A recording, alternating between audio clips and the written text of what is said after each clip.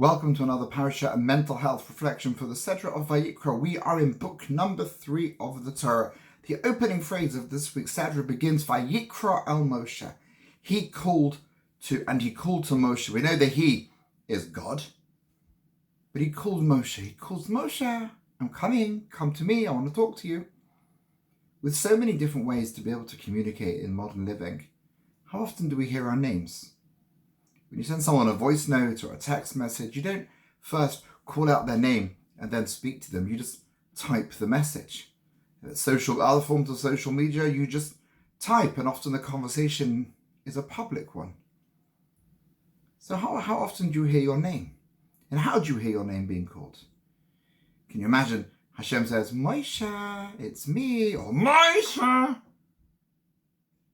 Something very special when you hear someone calling your name, hopefully with a sweet voice. It's less special if they're cross with you.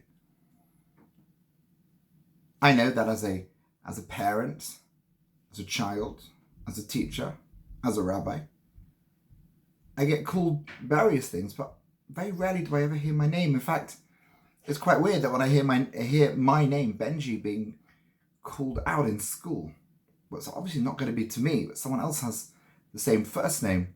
But I instinctively turn around because that's the word that I respond to. That's my name, so I turn around. So let's make more of an effort when we're calling someone, when we're talking to someone, connecting with someone. Call out their name. Do it in a sweet, loving way.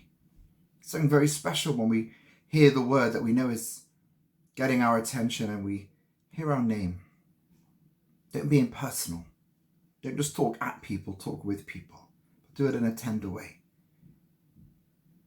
People need to connect. We need to feel that we're not alone in the world. And our impersonalized ways of communicating are often useful to communicate information, but they don't always communicate love. So when we communicate this week, let's reflect on communicating not just information or our needs or our wants or our desires, but in the way we communicate love.